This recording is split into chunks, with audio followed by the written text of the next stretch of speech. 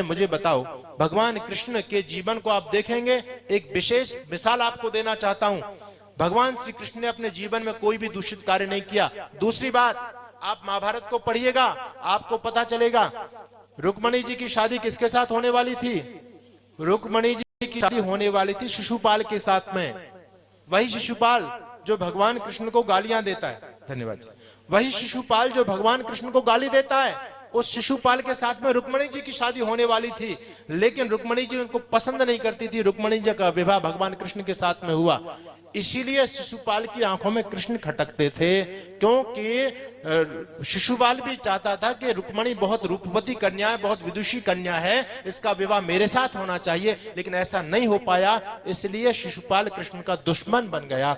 अब आगे चलिए आप, महाभारत में शिशुपाल ने भगवान कृष्ण को गाली दी है। धन्यवाद।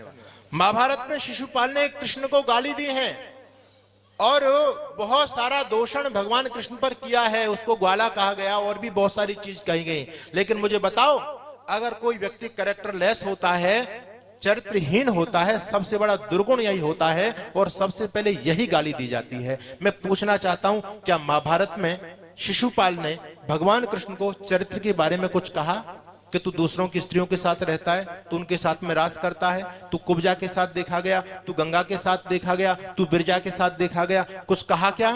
कुछ नहीं कहा। तो सबसे प्रबल शत्रु वो था शिशुपाल, जो कृष्ण जिनकी आंखों में खटकते थे, वो शिशुपाल भी भगवान कृष्ण के चरित्र के बारे में धूल नहीं उठाता। वो शिशुपाल भी भगवान श्री कृष्ण के बारे में एक शब्द नहीं बोलता, चरित्र के बारे में। वैसे चाहे बकवास वो करता रहे, लेकिन मेरी माताओं, शिशुपाल जैसा दुश्मन भी भगवान कृष्ण को कलंकित नहीं कर पाया। उसने भी वो साहस नहीं किया। कुछ बदमाश लोगों ने वो कृष्ण के उस पावन धवल चरित्र को दूषित करने के लिए कलम उठाई। वो लोग बिक गए, अपने ही नालायक लोग, भाड़े के टट्टू, और उन लोगों ने जो लिख मारा, आपने उसको स्वीकार कर लिया। आज बहुत बड़ा षड्यंत्र। आप जाकिर नायर का कोई उत्तर दे सकता है आप लोगों में? नहीं दे सकता। क्यों नहीं दे सकता? क्योंकि वो उन्हीं जो हमारे धर्म ग्रंथों में मिलावट की गई है, उन्हीं प्रसंगों को उठा करके वो प्रश्न करते हैं। बताओ, तुम्हारे कृष्ण का तो ऐसा चरित्र है, क्या ऐसे व्यक्ति को पूजना चाहिए? आपके पास कोई नहीं है। देवी दुर्गा पर पता नहीं कितना कितना गलत लिखा गया है। ये जो पुराण है ना, इनमें सही अंश तो कम है, बकवास बहुत ज्यादा है। इसलिए मेरी माताओं, आप यदि राधे राधे बोलती हो और ये बात को सही मानती हो, तो फिर मैं आपसे यही कहूंगा कि राधा रखना अच्छा है, तो आप भी अपने पतिदेव को राधा रखने की अनुमति दे दीजिए।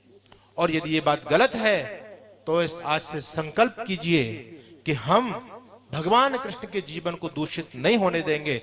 आपके कॉलोनी में कोई ऐसी कथा होती है जहां भगवान कृष्ण का पवित्र जीवन कोई व्यक्ति दूषित करता है, आप लोगों को आवाज बुलंद करनी पड़ेगी। आपको पता नहीं कि आपकी संस्कृति कितनी तार-तार होती चली जा रही है। इस देश में एक बेहुदा कानून प्रस्तावित हुआ, क्या? लिव इन रिलेशनशिप आज कानून बना हुआ है। लिव इन रिलेशनशिप का मतलब है बिना विवाह किए हुए लड़का लड़की साथ साथ रह सकते हैं, बच्चे भी पैदा कर सकते हैं, लेकिन विवाह ना करें, सब कुछ चलेगा। वो कानून बन गया इस देश में। आप लोग जानते हैं, जब ये कानून बना, बहस चली, तो वकील ने जज को बोला, सुप्रीम कोर्ट का जज था, कि श्रीमान जी, आप भारत देश की संस्कृति को नहीं समझते।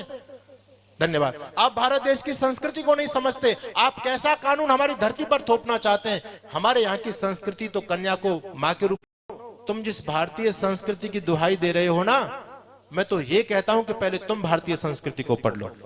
वकील कहता है, क्या बात है? जज कहता है, श्रीमान जी, आपने भारतीय संस्कृति का अध्ययन नहीं किया है।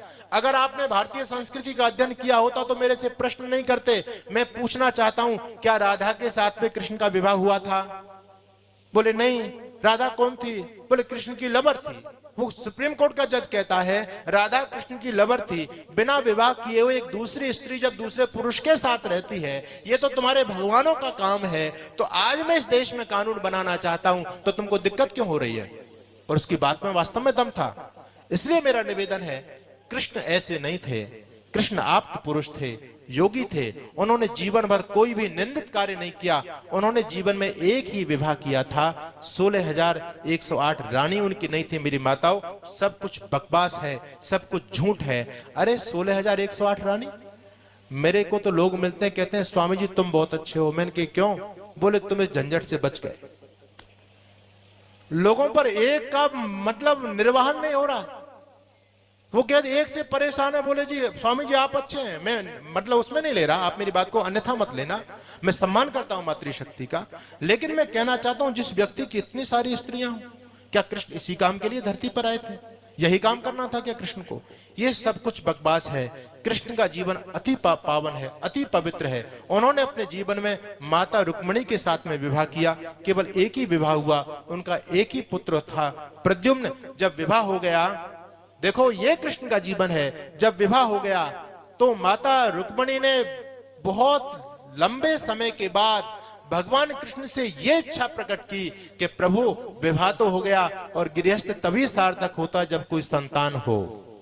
मेरा भाव समझ गए होंगे, विवाह होने के बाद भी संबंध स्थापित नहीं था, शारीरिक संबंध नहीं था कोई भी भगवान कृष्ण का। योगी थे। जब माता रुक्मिणी ने यह बात भगवान कृष्ण से कही, मेरी माताओं, तो कृष्ण कहते हैं कि देवी अगर तुमको संतान चाहिए, कैसी संतान चाहिए? वो कहती है प्रभु बिल्कुल आप जैसी चाहिए। भगवान कृष्ण कहते हैं अगर ऐसी संतान चाहिए तुमको तप करना पड़ेगा, चलो मेरे साथ, हम बद्रीनाथ में चलते हैं और 12 साल तक तप करेंगे। महाभारत में लिखा है, धन्यवाद, महाभारत में लिखा है कि भगवान कृष्ण और माता रुक्मिणी ने 12 साल तक बद्री धाम में जाकर के तप किया है। महाभारत को पढ़िए। ब्रह्मचर्य महद घोरम तीर्थवा द्वादश वार्षिकम हिमवत पार्श्वमास्थाय योमया तपसार्जिता सनत कुमार सम तेजस्वी प्रद्युम्न नाम बेसुता। भगवान कृष्ण कहते हैं सनत कुमार के समान तेजस्वी मेरा एक ही पुत्र है, प्रद्युम्न है। और जैसा माता रुक्मिणी ने कामना की थी, क्योंकि प्रद्युम्न ऐसे नहीं हो गया, प्रद्युम्न बाई चांस नहीं हुआ था, प्रद्युम्न को तैयार किया गया था। 12 साल तक विवाह के उपरांत भी 12 साल तक दोनों पति पत्नी ने तप किया, तब जाकर के प्रद्युम्न हुआ। और प्रद्युम्न की विशेषता जो थी मेरी माताओं बहनों, जब भगवान कृष्ण दरबार में आते थे, बिल्कुल भगवान कृष्ण और प्रद्युम्न एक जैसे लोग पहचानने में असमर्थ हो जाते थे। भगवान कृष्ण जब दरबार में आते थे तो लोग प्रद्युम्न समझ लेते थे कि प्रद्युम्न जी आ रहे हैं, तो लोग खड़े नहीं होते थे। और कभी प्रद्युम्न दरबार में आ जाए तो लोग समझते थे कृष्ण आ रहे हैं, तो लोग खड़े हो जाते थे। प्रद्युम्न जी कहते थे अरे नहीं, मैं तो प्रद्युम्न, पिताजी तो पीछे आ रहे हैं। लोग भ्रम में पड़ जाते थे। लोगों ने कहा प्रभु हमसे तो बड़ा पाप हो जाता है, आपका निरादर हो जाता है, हम तो पहचान ही नहीं कर पाते दोनों पिता पुत्र में। तो कुछ ऐसा कुछ धारण कीजिए, ऐसी कुछ वेशभूषा बनाइए जिससे पिता और पुत्र में अंतर हो सके। तो कहते हैं कि भगवान श्री कृष्ण ने अपने मुकुट में मोर का पंख लगाना प्रारंभ किया। यह है कृष्ण का पावन चरित्र। लेकिन आज आपने कृष्ण को क्या बना दिया? मेरा निवेदन, समय दौड़ गया, मैं आपसे यही चाहूंगा, मेरी वेदना को आप लोग समझने का प्रयास कीजिए। संस्कृति को बचाइए। इतिहास खत्म हो चुका है। मनमाने तरीके से हमारे